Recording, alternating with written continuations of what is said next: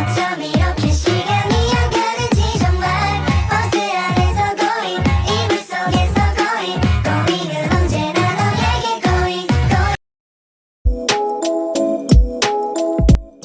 Kesultanan Demak atau Kerajaan Demak adalah kerajaan Islam pertama di Jawa yang berdiri pada perempat akhir abad ke-15 di Demak. Demak sebelumnya merupakan kadipaten yang tunduk pada Majapahit, yang telah melemah saat itu untuk beberapa tahun sebelum melepaskan diri. Kerajaan Demak didirikan oleh Raden Patah, putra dari Prabu Brawijaya, raja terakhir Kerajaan Majapahit. Demak berkembang pesat di bawah pemerintahan Raden Patah.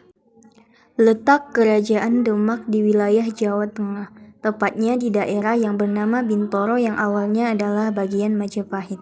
Kerajaan Demak dikenal sebagai pusat persebaran agama Islam yang di penyebaran agama Islam di Demak dibantu oleh para wali songo. Kerajaan Demak atau Kesultanan Demak mengalami kejayaan pada masa pemerintahan Sultan Trenggono pada tahun 1521 sampai 1546.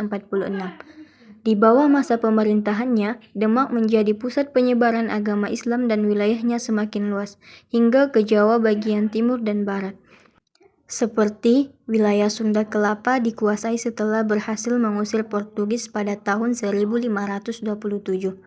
Menguasai Tuban pada tahun yang sama, menguasai Madiun pada tahun 1529. Surabaya serta Pasuruan berhasil dikuasai pada tahun 1545 dan Blambangan. Sultan Trenggono wafat pada saat melakukan penyerangan ke Pasuruan pada tahun 1546. Sepeninggalnya, terjadi perselisihan mengenai penerus tahta Kerajaan Demak. Sementara, situasi ibu kota Demak mengalami kerusakan cukup parah. Kondisi tersebut menjadi awal keruntuhan Kerajaan Demak hingga akhirnya jatuh ke tangan Sultan Hadiwijaya atau Jakatingkir, pendiri Kerajaan Pajang. Raja-raja yang pernah memerintah di Kerajaan Demak antara lain: yang pertama Raden Patah, yang kedua Adipati Unus, yang ketiga Sultan Trenggono, yang keempat Sunan Prawata, dan yang terakhir Arya Panangsang. Peninggalan Kerajaan Demak. Yang pertama adalah Masjid Agung Demak. Masjid Agung Demak merupakan masjid kuno yang dibangun oleh Raden Patah pada abad ke-15 Masehi. Masjid ini terletak di Kampung Kauman, Kelurahan Bintoro, Demak, Jawa Tengah.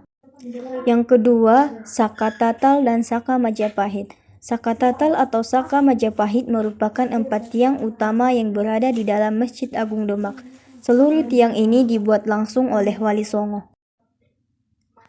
3. Dampar Kencana. Dampar Kencana merupakan peninggalan Kerajaan Demak yang berwujud singgasana.